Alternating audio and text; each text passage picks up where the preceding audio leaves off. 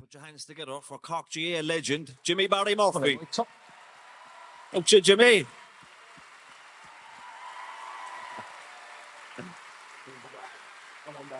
Welcome.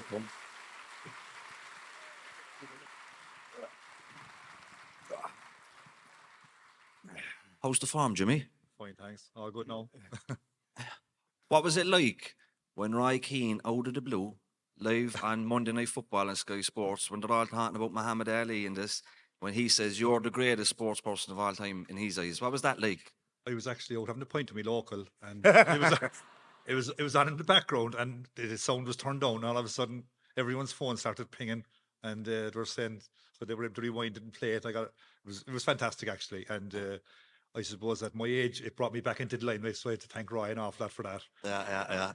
And you met him recently. I did. I met him the other day actually. Yeah, so he's around the gaff with Gary Neville and Jamie Carragher at the moment. Yeah, they were doing a piece around Cork and Roy's career and his life, and they were doing Blarney Castle, they were in Rockmount, they were down in Cove. That's right, and they were up Crow Park as They well. were Crow Park then in Thursday, so they asked me to go up and great to meet Ryan, the lads, and they were plucking two balls over the bar. Not very well, I can say, but it was a good crack, and Roy is a very, very proud Corkman, as we all know, and it's great to meet him. Yeah, absolutely. You should have said that we'd have gotten him a few tickets for the box above. Roy could be here, but he wouldn't tell you. He's up there in the corner, like. Okay, let's take it right back. Do you want to tell us a bit about where you grew up and maybe some of your, I suppose, role models when you were a kid? Yeah, I grew up around the Loch area, the south side really, off Model Farm Road in Glash. I went to school in Glasheen, National School, and I learned my hurling and football in the Loch Parish Leagues and the bars. I'm very, very proud. My father was very involved in that, so I grew up in that environment, and I was always going to play hurling and football from a very young age because it was in the family. And you know, growing up that time, there wasn't a lot of other interests we had. We all played hurling and football, and soccer, and. Did you have family members that played for Cork before you? Yeah, my granduncle had captained Cork to win All Ireland. My father had played with Cork. My granduncles had played with Cork. My grandfather had. So was there a bit of pressure? Not really. Sounds like there was a little bit, maybe. My father put pressure on me, all right. Yeah. I was able to handle it, I think, at times. What were your role models back then, Jimmy? Who were your role models in the hurling? Starting off, I suppose, in hurling in Cork, certainly the big name in Cork hurling always was Christy Ring. I didn't know him at the time, but that was the big figure because he had won 8 All-Irelands with Cork, and that was a record at that time. So he was the huge figure in Cork of all hurling men. And then my own club, of course, I started off and I was being coached by certain people in the bars, and my idols were, like you mentioned, Charlie McCarthy already. Charlie was a great idol of mine, and Gerald McCarthy, Con Roach, people like that who were in my own club. And I ended up, you know, I never thought I'd end up playing with my idols. I ended up then playing with these lads in latter years, you know. And you played a bit of soccer as well? I did indeed. I played soccer with local club Wilton United. Very, very proud of that. I had great friends. We all live in the locality, and it started off around that time, around 72 or 3, and we had great fun. They were great times as well. Yeah, do you know, before you were telling me the last time you got sent off in a match, and you got a 3-game ban, and you ended up playing League of Ireland. I was sent off playing with the bars against the Glen out in Banlock under 21 final. And okay, people would think you have it in there. The only time I was sent off was out in Banlock. I got a 3-month suspension, and I went off playing soccer with Wilton, and I managed to get a couple of goals, and was a headline in the Echo one night. Barry Murphy gets 5 goals or something, and I came home one night and it was over a few lads, and my father said it was the Cork Celtic manager was here, and he was known as the Golden Boy, Paul O'Donovan. And some of the older people here remember him, like he was a fantastic character. And he worked in Murphy's Brewery, but he was a tremendous character. And he was known as the Golden Boy, as I said. And my father said the Golden Boy was here a while ago looking for you. I said, for what? He wanted to play with Celtic. So I had a few great months with him. I loved playing with Celtic. And you played down Flower Lodge? Played in Flower Lodge. I played in Turner's Cross. Played in Dalymount Park, Talca Park. Wow. And I made some great friends. And like lads from that time, I still meet around Jerry Myers and John Carroll. And I suppose the only thing that happened the year after I left Celtic, they won the league, so there must be a story there somewhere. Yeah. we were a horror story while I was there. Go away. I managed to get 1 goal, believe it or not. Enjoy our record. Go away out that. Out of all the sports, what was your favourite sport? Hurling, football, or soccer? I loved them all, I must say. If I was to pick one, I really loved playing soccer. It was great crack, and it was a bit different in the GA because in my family there was huge pressure on to do very well always, whereas I found with the soccer, it was a bit more relaxing, and you know yourselves, everyone. It was a bit the crack in the pub anyway. It was definitely. Players go in soccer. Players play with different clubs at different times, but when the G or the bars or the Glen or Vincent's or Piercing, and you never leave that. Most fellas don't leave it anyway. one of the main reasons I played soccer myself was to go to the pub afterwards. To go to the Sunday games or the Saturday games, you go out, you go out there, like there's a great crack with the soccer lads as well after it. It was, as I say, it was different in the GA because it was much more relaxed. We used that time in the 70s, all my gang anyway, it's going back a long time now, in the 70s, our local was the Swan and Signet, and some people here will remember the top of Patrick Street was a great pub at the time, and all the lads from the north side and the south side just mingled there on a Sunday after all the soccer matches in GA. It was great crack. There's a great story with Timmy with the football and the partying. They were playing down in against Park United, who were a good old team down in Mitchelstown. Right, This is a new one now. Timmy was lying on his wrong on the sideline, but they needed a goal. James's dad was our manager. He says to me, "Get ready there, dressed up you there." Come on, I was out for about 3 days now at this stage. No sleep, no nothing. Togged off. We were drinking bottles on the sideline of the pitch, and he says, "Come on, we're in extra time there, lads. It's 1-1. Like, come on." I scored a winning goal. About 10 of them jump up my back. I couldn't even get up off the floor. I had to leave. I had to get off. I couldn't even drink. We went into the pub on the way back. I couldn't even drink. I was like a fella dying with the flu. A lot of you in here now will know what flu. It wasn't the flu. The Colombian flu. Never happened to me, thank God. I know. But do you know when you to talk to us about like what was it like as a 18, 19-year-old going into the senior setup? Like what was the demands physically? Like was it a big baptism of fire or? Well, yeah, I played minor obviously with Cork hurling football. Then I was called into the football team, and luckily enough, we got to the All Ireland final my first year with Cork. And again, I was playing with some great players, Billy Morgan, all these, Ray Cummins, all fabulous, huge names. I'd watched them for years playing senior with Cork, and here all of a sudden I was playing with them. But I honestly didn't feel any pressure that time because when you're young, I don't think you feel the pressure.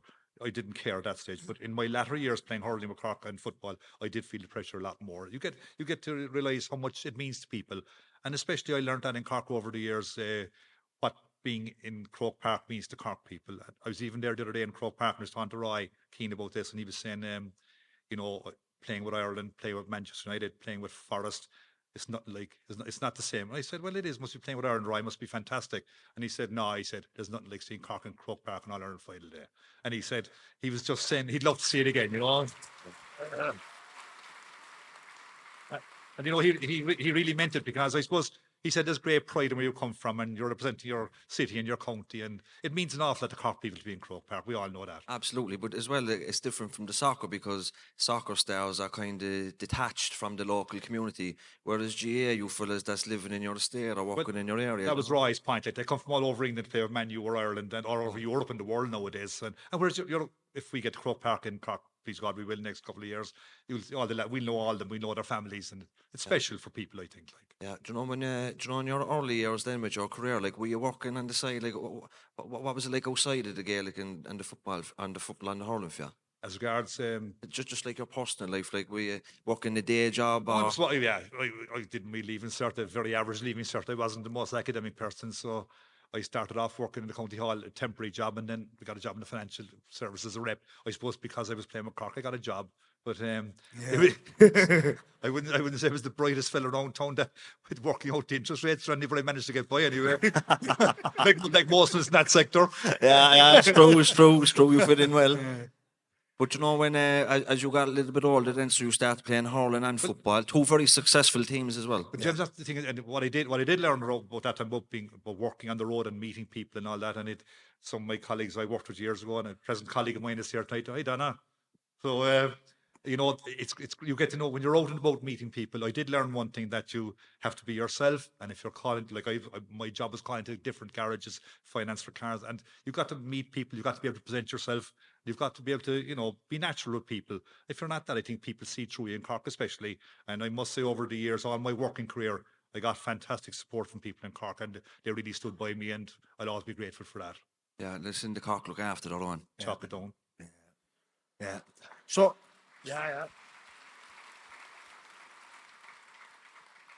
what were some of the real highlights of your career, Jimmy, in terms of your you played some of them there earlier on. I suppose the 1973 final is very, very special because it was the only football medal I won, and then winning the 3 in a row hurling was a unique achievement. And also then my final year, 1986, we managed to win the final. We were coached by a great friend of mine, Johnny Clifford. So that was very, very special for me. Johnny was a great Glen man and a great coach, and he was somebody I always looked up to as a hurling man, and great to be part of a team that he managed to coach. And then really special was 1999 with a very, very young Cork team. After a few barren years, we managed to win the All-Ireland, and I'll never forget that. That was really, really special for me. But when you think about the talent that was in that team, the O'Connor brothers, Sean Og, Joe Dean, what was it like seeing them coming up? Yeah, we'd great goalkeeper Donlow Cusack, we had Sean Og, we had Ben O'Connor, all the O'Connors, as you said, all these lads. Brian Cochran was a fantastic player for us. It was just unique to be part of that, and I opted out the year later, but they went on to become legends in the game, really. Absolutely, and you scored some of the most iconic goals in football and hurling. But talk us through that famous goal. It's widely quoted as the best goal of all time. The ball is fired into you 100 mile an hour, and you get a flick of the wrist into the top corner. Well, what do you remember about it? I remember it's like it was the All-Ireland semi-final. I'd have preferred it to the final. We won it because I was captain. We lost the final afterwards, but it was really nice. It was a fantastic goal, and it's always there. I suppose John Fenton played a brilliant ball into me. But when you're going for balls like that, you don't think, I'm going to do this thing today. It's instinct, and it just happened on the day, and it's no big deal about it, really. It just happened. You said something there about, it's great when you win an All-Ireland final. Everybody's happy. How do you approach the loss of an All-Ireland final? How do you pick each other back up off the floor as a team and as individuals as well? Yeah, some people find it hard. I think like that. What I try to do in my career anyway, I always try to keep sport in perspective. I mean, we've all lost family members over the years, and people suffer a lot of illnesses and addictions and different things, as from you've gone through your podcasts and all that. I've read about it and listened to them. So I've always tried to keep sport in perspective, that it was fantastic to play with Cork and to manage Cork, and always not try to get too ahead of yourself, that at the end of the day, it's sport, and people do get very down it. And I've read lately that a lot of sports people do suffer addictions because they find it hard to cope with, say, being dropped off a team or left off a panel, or suffering defeats. But it can be difficult for people from that point of view. But you've got to always try and keep in perspective that it is a sport, and there's far, far worse things happening in the world than Cork losing a match down the park tomorrow or something. 100%. Yeah, no, for all you're very decorated as a player. But I've heard you speaking previously about it was your dream to captain Cork to an All-Ireland title, but you were beaten in 2 finals. What was it like at that time? Was it a difficult time for you? I know you're talking about perspective, but it must have been tough. Thanks for reminding me. Keep you humble, Jimmy. Get the box of tissues there on. I need something stronger than that. No, in a minute. I made a mistake in an interview one day saying, it was around 1970, and I said, what ambitions have you know? I said, I've only one ambition, to captain Cork to win All Ireland. It's the most stupid thing. You should always keep certain things to yourself. And every time I got to the final twice, I was captain, and I bombed out twice. I played shocking, and I'll never forget it, but it was a good lesson to keep things in perspective.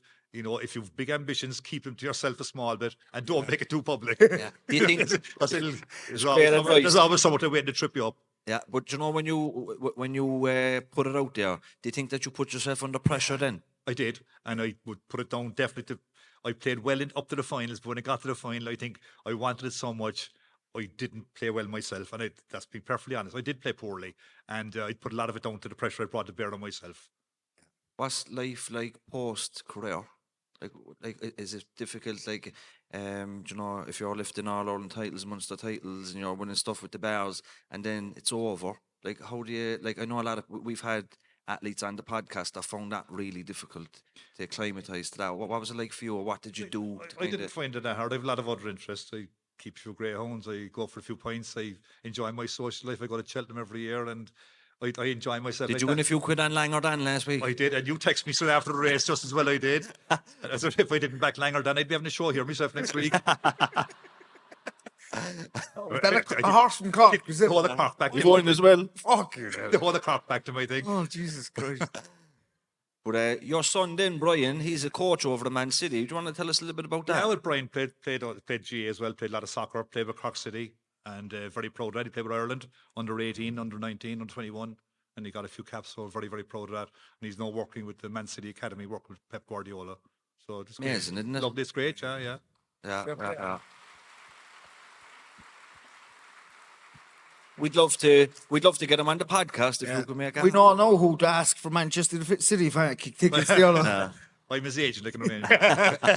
But do you know, if I asked you who was the best player you played against, what would you say? For hurling and football?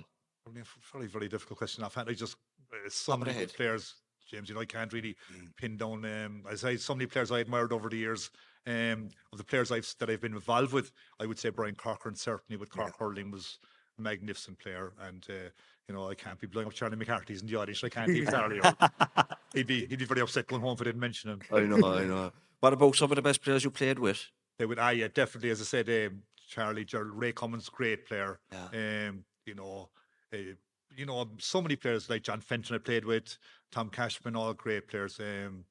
Tomas Mulcahy from the Glen again, Tony O'Sullivan of Pierce, all great players. I was lucky to be. Well, I was lucky in my career. You can be very lucky at different times. The era you come along to. The era you were in is like a who's who of Cork legends. Exactly. I was lucky. I was a great team to play with. Patrick Horgan now, who was as good as anybody. Yeah. But it's difficult because the era, I suppose, he might go through without winning an all order, which is a shame. It was a bit when I was coaching Cork. It was a bit like that with Brian Corcoran. It was reaching a stage where Brian might not have won All Ireland. Yeah. But I hope hopefully Patrick will win one. Yes, hopefully this year. And that's what Roy was saying to me the other day. Can we be better get them back to Croke Park this year? Yeah. And I hope we do. Do you know what the saying goes? Behind every strong man, there's a stronger woman. Did your wife help you in every step through your career, and even in... She wouldn't like to be reminded of it, but no, we always said at home, kept things in perspective. Hurling and football never became too big in the house that if we never get too up or never get too down. I said earlier, I always like to keep it that way. Yeah. And at home as well, when my mother gave out to my father one time, he was on people some goal I missed in a match, and she gave out to him, just leave it off and just leave it outside the house, and it's better that way, I think. Yeah. Tell us about Christy Ring. What was Christy Ring like? He was a part of the staff when you were a player. He was, yeah. What was he like as a man? Like, did he have an aura about him? And there was an aura about him, definitely, because as I said earlier, he was the man. I'm sure you ask all the Cork players I was playing with as well, they'd have been the same. He was very slow to get involved because he was very private man, and then they managed to get him to get involved in the Cork team, and he had a significant part to play in winning the 3 All-Irelands in a row because he was a huge figure for us. He was there. He was a presence. He often spoke to the players. He spoke to us privately in different ways. And he was a big influence. Did he ever give you like a team talk that stands out? He gave a couple of speeches, yeah, at different times. We were playing Clare one day in a Munster final, and we weren't playing well, and we were coming off the field. I think we were 2 points down, and Clare Club were going ballistic in the stand and roaring, and it looked like we were in trouble. And he took over the dressing room that day, gave a phenomenal speech. And the last thing he said, we are Cork and we'll sort this out. And we won anyway. Brilliant. Yeah. So, one of your main passions in life today is your dogs. So? How does your life evolve with the dogs today? And that's just a hobby, really. Are they race hounds? I have a lot of hobbies. But again, I'm involved in my own club now. Again, I got involved when I finished playing with Cork, but now I'm finished with all that. Obviously, at a certain age, you've got to realise it's time to move on and enjoy the rest of your life in a relaxed way. And I'm involved my own club in under 18 hurling and that, and I love that. I've seen the young players coming through and play some small part in that. I'm only a backup now to the lads doing all the hard work, but I'm a hanger on really, I suppose, getting in, keeping. If they win something, I claim all the glory. Oh, well, God. listen, there's worse things you can do in your retirement than spend it with dogs because they're a great animal. They don't talk back anyway. No, absolutely not. But come here, Jimmy. It's been an absolute pleasure speaking with you. You're a living legend, and it's an honour to share the stage with you.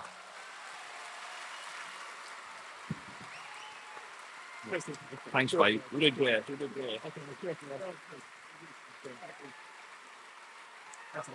Jimmy Barry Murphy.